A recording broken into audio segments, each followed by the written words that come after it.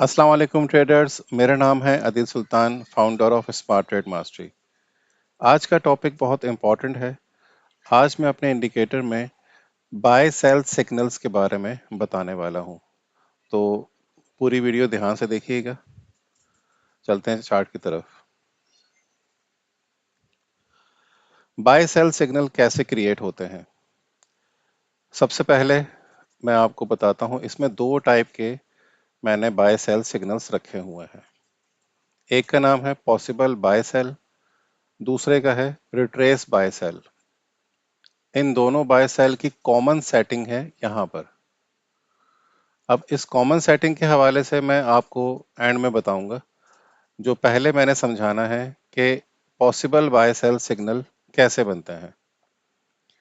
Possible by cell कैसे बना, कि नाम कैसे रखा गया, बेसिकली मैंने आपको स्टार्टिंग में बताया था कि इसमें जो रिट्रेसमेंट होती है, मैं यहाँ पे पहले डॉट्स लगा दूं।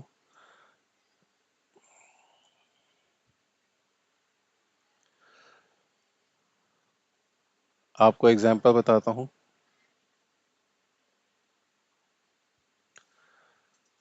अब ये एक स्ट्रक्चर है, यहाँ पे ये सेल का चल रहा है। तो सेल में जब ये मार्केट यहाँ पे रिट्रेस करना शुरू करती है तो वो अपने एक पॉइंट्स बनाना शुरू करती है। मैं ज़रा यहाँ पे बाहर रिप्ले लगा देता हूँ।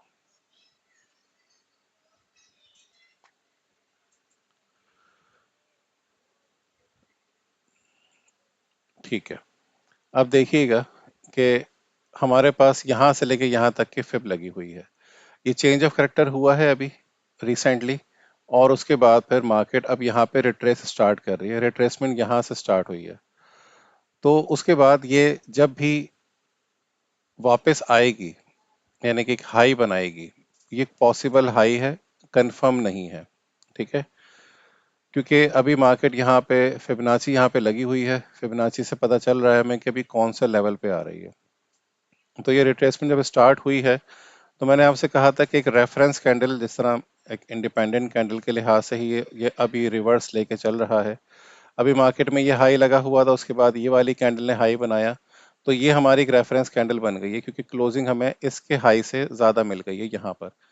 तो इसमें जैसे ही इसका लो ब्रेक होगा, तो ये यहाँ पर हाई कंफर्म कर देगा, क्योंकि अभी यहाँ पर ये वाला जो ट्रेंड है वो एब्जॉर्ब हुआ है।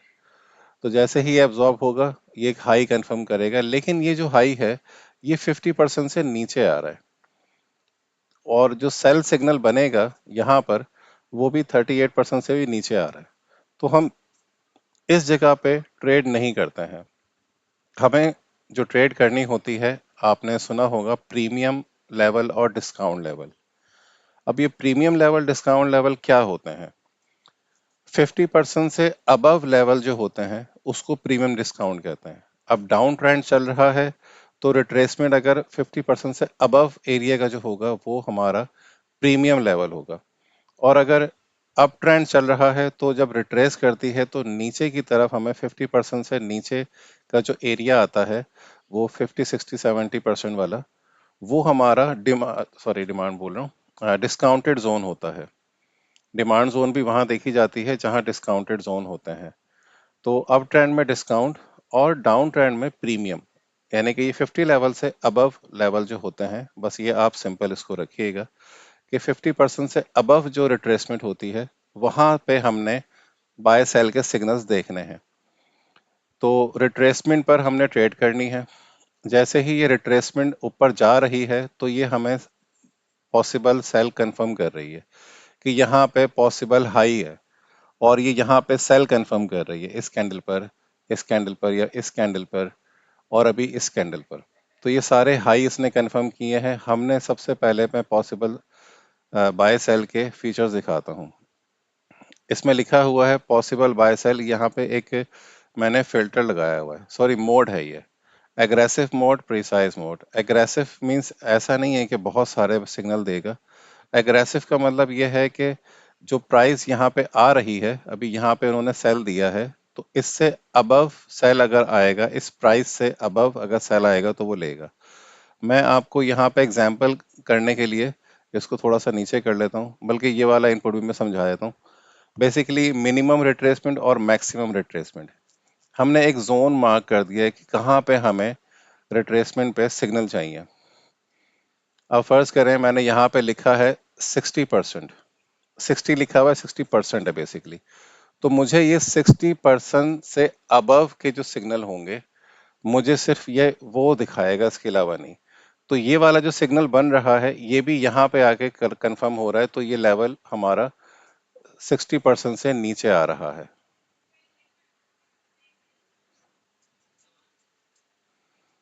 अब ये लेवल जो है हमारा 60% से नीचे है, इसलिए सिग्नल नहीं भी दिखाया है इसने। यहाँ पर भी जो सिग्नल बना है, यहाँ पर इस जगह पे आके इसने सेल दिया है, तो ये भी हमारा 60% से नीचे आ रहा है, इसलिए ये सेल नहीं बना। ये वाला जो सेल है ये हमारा यहाँ पे बन रहा है, तो ये 60% से अबव है, तो इसलिए इसने यहाँ पर सेल दिखाया है। अगर मैं यहाँ पर रिट्रेसमेंट को कम कर देता हूँ, 30% कर देता हूँ सिर्फ आपको दिखाने के लिए, तो अभी यहाँ पे ये जो आपको सिग्नल नजर आ रहे हैं, डॉट्स नजर आ रहे हैं, ये आपको जहां से रिट्रेसमेंट इनकी स्टार्ट हुई है वहां पर ये आपको सेल दिखाना शुरू कर देंगे। ये देखें यहाँ पे सेल आ गया। अब ये सिर्फ एक दिखा रहा है, यहाँ पे आपको लिखा हुआ है मैक्स पॉसिबल सिग्नल पर स्ट्रक्चर साइकिल, यानी कि एक स्ट्रक्चर में आपको कितने सिग्नल चाहिए। यहाँ पे मैंने बाय डिफॉल्ट 1 रखा हुआ है, लेकिन आप इसको मैक्स 3 तक लेके जा सकते हैं, मजीद भी कर सकते हैं, लेकिन मैं रिकमेंड इसको करूंगा कि 3 से ज्यादा आप सिग्नल ना देखें इसके अंदर। अब यहाँ पे जब 3 लिखा तो अब यहाँ पे तीनों जगह पे सिग्नल आना शुरू होगा। अब इसका मैं समझाता हूँ कि फंक्शन क्या है। यहाँ पे जब ये वाला सिग्नल बना है तो ये प्राइस यहाँ पे आ गई। अब इस प्राइस से ऊपर मुझे अगर एक सेल मिलेगा, जैसे कि ये मिल रहा है, तो ये लेगा, और इससे ऊपर अगर मुझे सेल मिलेगा तो लेगा, यानी कि एक डीसीए मेथड चल रहा है एग्रेसिव के अंदर। तो ये भी इतना एग्रेसिव नहीं है, पर यह है कि अच्छी चीज है। इसको मजीद प्रिसाइज करना चाहते हैं तो प्रिसाइज में क्या होगा कि अब ये जो सिग्नल बना है तो उसका हाई ये है। अब इस हाई से ऊपर अगर मुझे सिग्नल मिलता है, यानी कि एंट्री प्राइस, तो वो लेगा। अब इस हाई से नीचे था ये एंट्री प्राइस, तो इसलिए इसने यहां पर सेल नहीं लिया, ठीक है, ये वाला रिमूव कर दिया। लेकिन इस हाई से ऊपर मेरा ये सिग्नल बन रहा था तो ये आ गया। तो ये इस तरह प्रिसाइज कर लेता है। इस तरफ अगर आपको करीब करीब सिग्नल मिल रहे हैं तो ये आपको करीब करीब का हटा देता है, आपको थोड़े और प्रिसाइज करके सिग्नल देता है। बाय डिफॉल्ट मैंने इसको एग्रेसिव ही रखा हुआ है और इसको 1 रखा हुआ है। आप अगर इसको बेहतर करना चाहते हैं मजीद, तो इससे आपके सिग्नल कम जरूर होंगे प्रिसाइज से, लेकिन अच्छे होंगे। लेकिन अक्सर ऐसा होता है कि सिग्नल मिस हो जाते हैं, तो मैंने इसलिए एग्रेसिव रखा हुआ है, क्योंकि हमारा जो स्ट्रक्चर की बेस पर ही ये सिग्नल ले रहा है, तो इसके सिग्नल काफ़ी एक्यूरेट होते हैं। आपको कोई ज़्यादा इसमें फॉल्स सिग्नल नहीं मिलेंगे, क्योंकि ये स्ट्रक्चर बेस के ऊपर सिग्नल दे रहा है। और हमने रिट्रेसमेंट का भी रखा हुआ है कि 60% से अबव रिट्रेसमेंट होगी तो दिखाएगा। यहाँ पे 60% मैंने किया तो इसने ऑटोमेटिकली ये दो सिग्नल रिमूव कर दिए, क्योंकि इसने 60% से जो अबव सिग्नल होंगे वही लेगा। अब यहाँ पर अगर आपका एक सेल का सिग्नल आ रहा है तो आपका एस एल यहाँ पर है और टीपी यहाँ पर है, तो आप रेशो देख सकते हैं। मैं आपको रेशो दिखाता हूँ इसमें कि रेशो क्या बन रहा है। ये सेल लिया आपने, यहाँ पे स्ट्रक्चर का ही जो आपका हाई है वो अगर आप थोड़ा सा बफर रख के भी ले सकते हैं। ये आपका एस एल हो गया 68 पिप्स का, और ये आपका टीपी हो गया। टीपी आप थोड़ा सा ऊपर भी रख सकते हैं स्प्रेड की वजह से। तो आप रेशो देखें 3.33 का बन रहा है रेशो, और आपका इसमें टीपी हिट हुआ है। तो ये काफ़ी एक्यूरेट सिग्नल दे रहे हैं, एक्यूरेसी इनकी बहुत अच्छी है। लेकिन जो समझाने का मकसद है कि पॉसिबल हाई के बेस पर ही मैंने ये पॉसिबल बाय सेल निकाले हैं, यानी कि एक पॉसिबिलिटी है कि मार्केट यहाँ से डायरेक्शन में जा सकती है। तो हमने इसको फिल्टर आउट करके इसको सेट किया कि 60% से अबव जो हमारे सिग्नल्स होंगे सिर्फ वही दिखाए, इसके अलावा ना दिखाए। और यहाँ पे जो मैक्स 90 रखा हुआ है, आप इसको 100 भी कर सकते हैं, कोई इसमें मसला नहीं है। तो ये आपको 60 से 100 तक, यानी कि इस लेवल तक जितने भी सिग्नल बनेंगे वो दिखाएगा। बट मैंने इसको 90% तक रखा हुआ है। यहाँ से ऊपर के जो सिग्नल होंगे वो नहीं दिखाएगा। अमूमन ऐसा होता है कि यहाँ पे जो सिग्नल बन रहे होते हैं तो वो चेंज ऑफ कैरेक्टर ही हो जाते हैं, तो वो एंट्री फिर बेकार हो जाती है। लेकिन एसएल बहुत छोटा होता है। अगर आप यहाँ पर भी एक एंट्री बनती है तो ले सकते हैं, क्योंकि एसएल बहुत छोटा है, उसका रिवॉर्ड बहुत बड़ा है। तो यहाँ पर सिग्नल बन सकते हैं, लेना चाहें तो ले सकते हैं। तो उसको 100 अगर रखना चाहें तो रख सकते हैं, कोई मसला नहीं है। वैसे इसकी बाय डिफॉल्ट सेटिंग 90 है। और सिग्नल का मैंने बता दिया आपको कि जितने सिग्नल आप यहाँ पे रखेंगे उतने शो करेगा वो। और यहाँ पे 60% का भी आपको क्लियर हो गया। तो ये इसके सारे इनपुट्स हैं जो मैंने अभी क्लियर किए हैं। इसके ऊपर मैं बाद में आता हूँ। अब यहाँ पर रिट्रेस सिग्नल, रिट्रेस सिग्नल पे आपको इसमें लिखा हुआ है 40%, एक ही इनपुट है इसमें, कि रिट्रेसमेंट जो है वो हमें मैक्स कहाँ तक देखनी है। रिट्रेसमेंट स्टार्ट जो होती है, बेसिकली यहाँ पे जब ट्रेंड स्टार्ट होता है तो ये रिट्रेसमेंट जब कंफर्म होती है, यहीं पर ही मैंने बाय का सिग्नल दिया हुआ है, लेकिन ये अगेंस्ट द ट्रेंड है। बस ये जहन में रखिएगा। ऐसा ना हो कि आप यहाँ पे ले रहे हैं, आप कह रहे हैं सेल के सिग्नल, सेल का ट्रेंड चल रहा है और ये बाय लिए जा रहा है, बाय का ट्रेंड चल रहा है और ये सेल लिए जा रहा है, क्योंकि ये है ही अगेंस्ट द ट्रेंड सिग्नल। तो रिट्रेस का सिग्नल आपका ये बाय दिखाएगा यहाँ पर, जैसे ही इसकी रिट्रेसमेंट कंफर्म हो गई कि रिट्रेसमेंट स्टार्ट हो गई है, तो ये स्टार्टिंग पर आपको बाय का सिग्नल देगा। इसमें लॉट साइज भी लिखी हुई आ रही है। इसकी कैलकुलेशन कैसे चलती है यह मैं आपको इंशाल्लाह नेक्स्ट वीडियो में समझाऊंगा। तो इस वक्त जो आपको दिख रहा है पॉसिबल बाय सेल, उम्मीद करता हूं कि आपको पॉसिबल बाय सेल और रिट्रेसमेंट की आपको कंडीशन का आइडिया हो गया होगा कि ये कैसे बन रहे हैं। अब मैं आपको ये दिखाता हूं कि इसमें मल्टी टाइम फ्रेम का कैसे हम फायदा उठा सकते हैं। अभी आप ये देखें, यहाँ पे जब मैं सेल ले रहा था तो उस टाइम पर जो मेरा करंट चार्ट है और जो 3 मिनट का चार्ट है, सिर्फ यही दो टाइम फ्रेम अलाइन है। बाकी के जो दो बड़े टाइम फ्रेम है वो अप ट्रेंड में चल रहे हैं। यानी कि अगर ये आपस में अलाइन नहीं है तो इसका मतलब कि मार्केट साइडवेज है। ये सेल का सिग्नल चल जरूर गया है, लेकिन इसके चलने के चांसेस भी कम हो सकते हैं, क्योंकि इस टाइम पर मोमेंटम आया होगा इसलिए इसने दिखा दिया। इसने जो प्रॉफिट दिया है ये 1 मिनट के हिसाब से दिया है, लेकिन ऑल ओवर मार्केट अभी साइडवेज है, क्योंकि अभी सारे टाइम फ्रेम एक साथ अलाइन नहीं है। ठीक है, तो ये चीजें हमें इससे पता चलेंगे कि ट्रेंड कौन सा चल रहा है और हमें किस डायरेक्शन में बैठना चाहिए। अब फर्ज करें कि इसमें मैंने मल्टी टाइम फ्रेम का अगर मैं सेटअप करता हूं, तो इसमें यहाँ पर मैंने दो फिल्टर्स दिए हैं, दोनों के अंदर मौजूद हैं। ये पॉसिबल बाय सेल के अंदर भी और रिट्रेस बाय सेल के अंदर भी, कि इसमें जोन फिल्टर है, एमटीएफ जोन फिल्टर, यानी कि आप 15 मिनट की सप्लाई डिमांड के ऊपर अगर आप काम करना चाहते हैं या फेयर वैल्यू गैप के ऊपर काम करना चाहते हैं, तो ये एमटीएफ जोन फिल्टर उस पर काम करेगा। कैसे काम करेगा ये मैं बताऊंगा। और एमटीएफ ट्रेंड फिल्टर, ये ट्रेंड फिल्टर है। बेसिकली जो ये टाइम फ्रेम्स नजर आ रहे हैं, इनसे आपको फिल्ट्रेशन मिलेगी। फॉर एग्जाम्पल, यहाँ पर अब आती है मेन सेटिंग का काम। आपको सिग्नल किस तरह से चाहिए? एमटीएफ ट्रेंड मोड, आपको ट्रेंड कैसे आइडेंटिफाई करना है स्ट्रक्चर से। यहाँ पर इसके दो फीचर्स हैं, highest multi time frame plus any one trend align.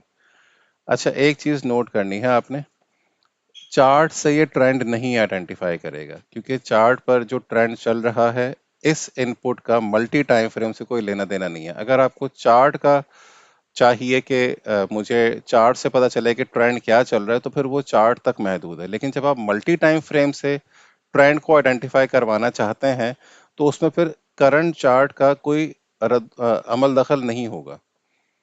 तो फिर इन तीन टाइम फ्रेम का अमल दखल होगा। आप इन तीन टाइम फ्रेम से देखेंगे, तो ये तीन टाइम फ्रेम आप चाहते हैं कि तीनों जब एक साथ अलाइन हो जाएं तो मुझे ट्रेंड कंफर्म करे, या फिर एक बड़ा टाइम फ्रेम जो अलाइन हो उसके साथ कोई भी एक छोटा अलाइन हो जाए। अभी राइट नाउ ये एग्जांपल मौजूद है कि 15 मिनट यानी कि जो बड़ा टाइम फ्रेम है उसके साथ एक एक छोटा टाइम फ्रेम अलाइन है 5 मिनट का। ये 3 मिनट का भी हो सकता था। फर्ज करें 3 मिनट अप ट्रेंड पर है, 5 मिनट डाउन ट्रेंड पर है और 15 मिनट अप ट्रेंड पर है। तो बड़ा टाइम फ्रेम के साथ 3 मिनट 5 मिनट में से कोई सा भी एक अलाइन हो गया, तो ये ऑप्शन अगर आपने सेलेक्ट किया हुआ है तो फिर ये इसके हिसाब से ये ट्रेंड कंफर्म कर देगा कि बाय का ट्रेंड है। अप ट्रेंड है, बाय के सिग्नल देखो, तो वो करंट चार्ट पर बाय के सिग्नल देखेगा, सेल नहीं देखेगा। ये मैं आपको एग्जांपल दिखाता हूँ। मैंने यहाँ पे जैसे ही trend filter, MTF trend filter on किया तो ये सेल चला जाएगा। ये लोड कर रहा है अभी, ये देखें ये सेल चला गया। क्यों गया है? क्योंकि एमटीएफ के हिसाब से दो टाइम फ्रेम बाय में है और बड़ा टाइम फ्रेम अप ट्रेंड में है और उसके साथ एक और छोटा अप ट्रेंड अलाइन हो गया, तो इसने ट्रेंड कंफर्म कर दिया बाय का। तो सिर्फ बाय के सिग्नल दिखाएगा, सेल नहीं दिखाएगा। और बाय का सिग्नल भी अच्छा खासा चला है। ठीक है। अब यहाँ पर एक और चीज है कि मैं चाहता हूं कि जो सप्लाई डिमांड जोन है, अच्छा यहाँ पर एक और चीज भी है, इधर भी यही ट्रेंड का है। अगर मैं यहाँ पर ट्रेंड को कंफर्म करता हूं तो ये सिग्नल रहेगा, क्योंकि ये ट्रेंड के साथ चल रहा है अभी। ये देखें अभी लोड करेगा लेकिन ये सिग्नल रहेगा, ये हटेगा नहीं। ये देखिएगा ये मौजूद है। क्यों? क्योंकि ये ट्रेंड के साथ अभी अलाइन है, बाय का ट्रेंड कंफर्म किया हुआ है। लेकिन अगर मैं ये करता हूं कि एमटीएफ ट्रेंड में मैं ऑल थ्री कर देता हूं, तो अभी दो अलाइन है, एक नहीं है, तो ये बाय भी हट जाएगा, क्योंकि तीनों टाइम फ्रेम अलाइन नहीं है। ये तीन टाइम फ्रेम अलाइन होना जरूरी है। अगर इन तीन टाइम फ्रेम अलाइन है लेकिन करंट चार्ट अगर डाउन ट्रेंड में भी चल रहा होगा ना, तो ये बाय लेगा, क्योंकि ये तीन टाइम फ्रेम बाय में अलाइन हुए हुए हैं। तो ये 1 मिनट के चार्ट पर बाय देखेगा, तो ये बाय वो देखेगा जो रिट्रेस वाले मिलेंगे इसको, क्योंकि वो ट्रेंड के साथ होंगे। 1 मिनट के चार्ट पर वो ट्रेंड के अगेंस्ट है, लेकिन जो बड़े टाइम फ्रेम चल रहे हैं उसमें अप ट्रेंड है, तो वो उनके साथ अलाइन हो जाएगा। ये बात समझना थोड़ी सी मुश्किल है, कॉम्प्लिकेटेड है, लेकिन आप इसको समझिएगा कि अगर अप ट्रेंड चल रहा है, फॉर एग्जांपल इन तीनों टाइम फ्रेम पर अप ट्रेंड अलाइन है, तो इसका मतलब बाय के सिग्नल्स अलाउ किए हुए हैं। तो जब बाय के सिग्नल अलाउ किए हुए हैं, तो अगर करंट चार्ट पर अप ट्रेंड चल रहा है तो वो अप ट्रेंड में पॉसिबल बाय के सिग्नल लेना शुरू कर देगा। अगर बना तो वो पॉसिबल बाय लेगा। लेकिन अगर डाउन ट्रेंड चल रहा है तो वो डाउन ट्रेंड में रिट्रेस बाय लेगा। यानी कि दोनों सेंस में वो बाय के सिग्नल ही लेगा, क्योंकि बड़े टाइम फ्रेम पर तीनों टाइम फ्रेम बाय के सिग्नल अलाउ कर रहे हैं, क्योंकि अप ट्रेंड है। इसी तरीके से अगर तीनों टाइम फ्रेम डाउन ट्रेंड में अलाइन है, तो वो आपको अलाउ करेंगे सेल के सिग्नल। तो यहाँ पे चार्ट पे आपको सिर्फ सेल के सिग्नल दिखेंगे, बाय के नहीं दिखेंगे। चाहे वो रिट्रेस सेल हो, चाहे वो पॉसिबल सेल हो, यही दोनों दिखेंगे, क्योंकि ट्रेंड आपने अलाइन किया हुआ है इसके साथ, बड़े टाइम फ्रेम के साथ। तो अब अगर मैं यहाँ पर ये वाला कर देता हूँ, तो यहाँ पर मुझे बाय का सिग्नल दिखेगा, जबकि chart current chart down trend पर है। लेकिन इन दो की वजह से मुझे उसने ट्रेंड कंफर्म कर दिया बाय का, तो इसलिए उसने मुझे बाय का सिग्नल दे दिया। इस सिग्नल के ऊपर जब आप लेके जाएंगे, तो ये आपको स्ट्रक्चर का हाई प्राइस और लो प्राइस और एंट्री और लॉट साइज ये सब बता रहा है। तो यहाँ से आप अपने टीपीएसएल को भी मैनेज कर सकते हैं। यहाँ से प्राइस दिख रही है, आपको खुद जाके इस तरह से करके प्राइस देखने की जरूरत नहीं है। यहाँ पे आपको स्ट्रक्चर का हाई और लो प्राइस बता रहा है। बाय का सिग्नल है तो स्ट्रक्चर लो प्राइस जो है आपका एसएल है, और स्ट्रक्चर हाई प्राइस आपका टीपी है। एंट्री प्राइस भी आपको दिखा रहा है कि ये एंट्री है। अगर एंट्री थोड़ी सी मिस भी हो गई है तो पेंडिंग ऑर्डर लगा के भी आप ले सकते हैं। लॉट साइज भी आपको दिखा रहा है कि क्या लॉट साइज आ रही है इसकी। तो बहुत इजी है। आप इसमें आपको लॉट साइज भी वो बता रहा है। अब ये लॉट साइज कैसे बता रहा है, ये मैं आपको लॉट साइज की कैलकुलेशन के उसमें वीडियो में समझाऊंगा।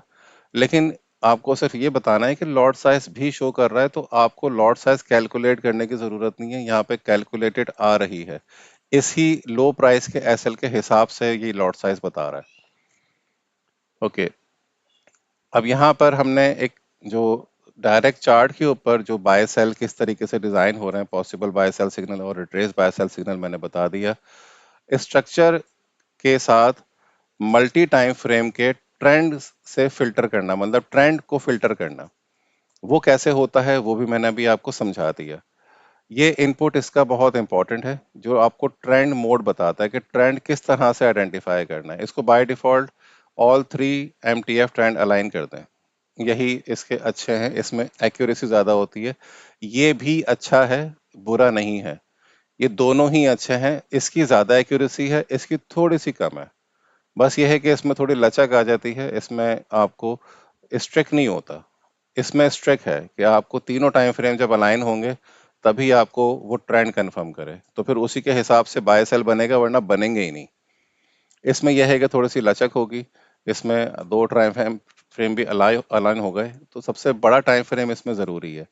सबसे बड़े टाइम फ्रेम के साथ कोई एक छोटा अलाइन हो जाता है तो वो ट्रेंड कंफर्म करके आपको सिग्नल देना शुरू कर देगा। अच्छा, इसके अलावा signal activation after change of character. अब ये एक इंपॉर्टेंट चीज है। जब चेंज ऑफ कैरेक्टर होता है तो हम फॉरन ट्रेड नहीं करते हैं, हम 1 2 3 का वेट करते हैं। सुना होगा आपने 1 2 3, मतलब पहले चेंज ऑफ कैरेक्टर हुआ तो उसके बाद वो दोबारा से रिट्रेस करके उसका ब्रेक ऑफ स्ट्रक्चर दे। तो पहला ब्रेक ऑफ स्ट्रक्चर जब तक नहीं होता तब तक हम चेंज ऑफ कैरेक्टर को कंफर्म नहीं करते। तो अगर आप चाहते हैं कि चेंज ऑफ कैरेक्टर के फौरन बाद सिग्नल ना बने, पहले ब्रेक ऑफ स्ट्रक्चर के बाद बने, तो आप यहाँ पे सेलेक्ट करेंगे after first break of structure. तो आपको इमीडिएट सिग्नल नहीं देगा जैसे ही चेंज ऑफ कैरेक्टर होगा। लेकिन अगर आप चाहते हैं कि मैं इमीडिएट लेना चाहता हूं, क्योंकि मैं 1 मिनट के टाइम फ्रेम पे काम कर रहा हूं और ट्रेंड को मैं मल्टी टाइम फ्रेम से अलाइन कर रहा हूं, तो मुझे अगर चेंज ऑफ कैरेक्टर होता भी है तो उसके बाद भी अगर मुझे कोई सिग्नल मिल रहा है तो वो ऑलरेडी फिल्टर होके मिल रहा है बड़े टाइम फ्रेम से, तो मुझे उसमें मसला नहीं है, इसलिए मैंने इसको इमीडिएट रखा हुआ है। लेकिन अगर आप चाहते हैं कि नहीं, चेंज ऑफ कैरेक्टर के फौरन बाद मुझे ट्रेड नहीं करनी, मैं वेट करना चाहता हूँ, तो आप वेट कर सकते हैं। इसमें after first break of structure को सेलेक्ट कर लें तो आपको चेंज ऑफ कैरेक्टर के फौरन बाद सिग्नल नहीं देगा। वैसे मैंने बाय डिफॉल्ट सेटिंग इसमें इमीडिएट रखी हुई है। ओके, जोन कौन सा चाहिए आपको? Supply demand, fair value gap, या दोनों? मैं नॉर्मली सप्लाई डिमांड के ऊपर काम करता हूँ, लेकिन हमारे कुछ ऐसे ट्रेडर्स हैं जो फेयर वैल्यू गैप को बहुत पसंद करते हैं। अगर वो फेयर वैल्यू गैप के जोन के ऊपर काम करना चाहते हैं तो वो उसके ऊपर भी कर सकते हैं, दोनों के ऊपर काम करना चाहते हैं तो वो दोनों के ऊपर कर सकते हैं। अब इस जोन को कैसे देखते हैं, आइए चले इसको समझते हैं। इसको समझने से पहले एक छोटी सी और बात, जोन को, जोन एक्टिवेशन किस मेथड पे करनी है, विक के ऊपर करनी है, कैंडल क्लोज के ऊपर करनी है? दोनों ही बेहतर हैं, इसमें कोई खास फर्क नहीं है, बट मैंने ज्यादा कंफर्मेशन के लिए कैंडल क्लोज रखा हुआ है। अगर आप विक टच के ऊपर भी करते हैं तो भी कोई मसला नहीं है। अब ये काम कैसे करता है इसको देखते हैं, इसकी कुछ एग्जांपल्स देख लेते हैं। मैं रिट्रेस से इसकी एग्जांपल समझाता हूँ। अगर यहाँ पर लिखा हुआ है यूज एमटीएफ जोन फिल्टर, मैं इसको बंद करता हूँ, इसको ओपन करता हूँ, और अभी मैं इसके एमटीएफ ट्रेंड फिल्टर बंद कर देता हूँ ताकि हमें सिग्नल ज्यादा मिल जाए।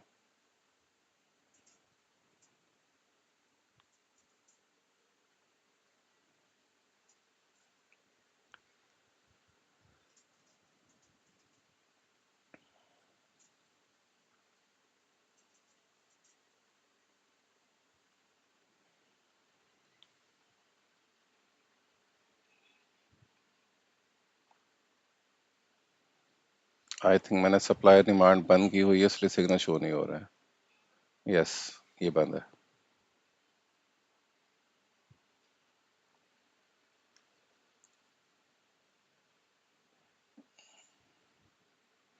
ये देखिए शो होना शुरू हो गया। अब मैं यहाँ पर एक एग्जांपल देता हूँ आपको।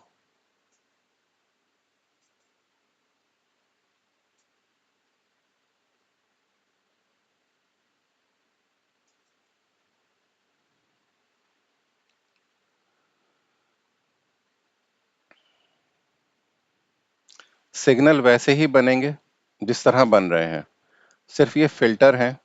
मैं आपको वैसे भी समझा चुका हूँ कि जब ये जोन के पास आएगा तो रिट्रेस यहाँ से स्टार्ट हो रही है बेसिकली। अभी डाउन ट्रेंड चल रहा है और डाउन ट्रेंड में यहाँ पे ये डिमांड को इसने टच किया है, तो यहाँ पे अब ये बाय सिग्नल दे रहा है।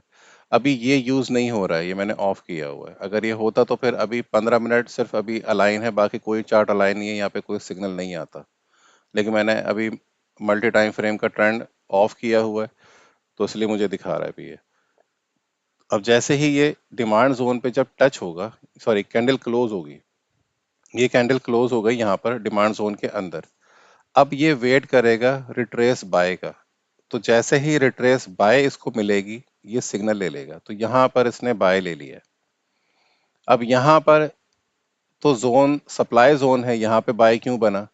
ये सप्लाई जोन की वजह से बाय नहीं बना है। यहाँ पे देखें, आपको शो हो रहा है ये 15 मिनट के डिमांड जोन पे बना है।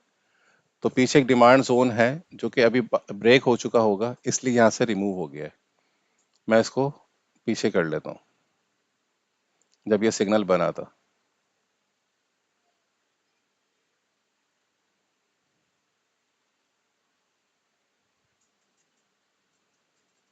ये देखें, उस वक्त सप्लाई जोन नहीं बना था, यहाँ पे डिमांड जोन बना है, प्राइस आई है, यहाँ पे टैब हुई है, उसके बाद रिट्रेस बाय बना है, उसके बाद ही बाय में यहाँ पे एंट्री बन गई है। लॉट साइज आपको दिखा रहा है और यहाँ पे जोन दिखा रहा है। इसी जोन का आप एसएल रखेंगे। जब आप जोन के ऊपर ट्रेड करेंगे तो आप जोन का जो लो प्राइस है वो आपका एसएल होगा।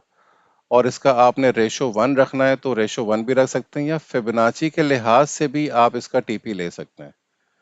ज्यादा अच्छा टीपी वैसे ये वाला होता है, क्योंकि इसका एसएल अगर ये आ रहा है तो टीपी इसका बड़ा मिलेगा आपको, तो इसमें आपको एक अच्छा रिवॉर्ड मिल जाएगा। लेकिन कभी कभी ये जो रिट्रेसमेंट सिग्नल है, ये कभी कैंडल बहुत बड़ी बन जाती है, तो ये रिट्रेस यहाँ पे कहीं दे रहा होता है। तो मैंने इसलिए रिट्रेसमेंट का रिस्ट्रिक्ट किया हुआ है कि 40% से अबव अगर सिग्नल आए तो वो इग्नोर हो जाए। तो 40% से लेस देन अगर कोई रिट्रेस सिग्नल बनेगा तो ही ये लेगा, अदरवाइज ये नहीं लेगा। तो जैसे ही ये डिमांड पे टच हुआ, उसके बाद फिर जब सिग्नल बना तो इसने रिट्रेस बाय का सिग्नल कैप्चर कर लिया।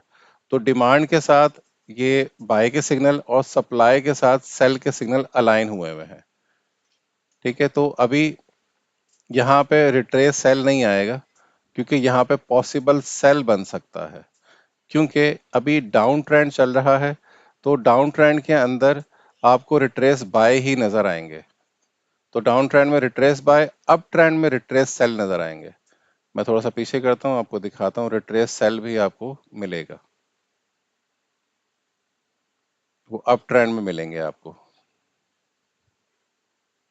अच्छा, एक मिनट, यहाँ से आगे बने हुए थे।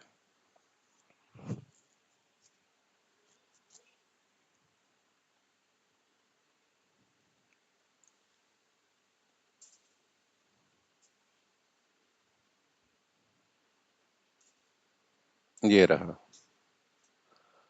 अब ये जो रिट्रेस सेल बना है, ये किस बेस पे बना है, आए देखते हैं।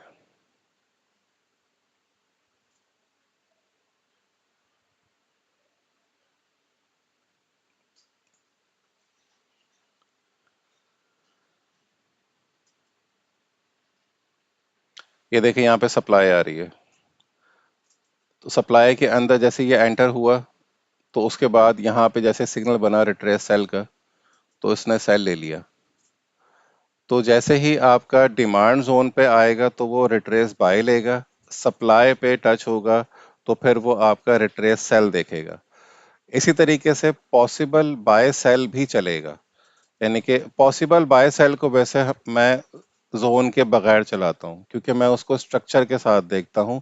रिट्रेस सिग्नल जरूरी है फिल्टर करना, वरना फिर वो बाय के ट्रेंड में आपको सेल दिखाते रहेंगे बार बार, और आपको एक अजीब सा स्ट्रक्चर नजर आएगा कि ये क्या सेल दिखा रहा है, ये तो बहुत सारे गलत सेल दिखा रहा है।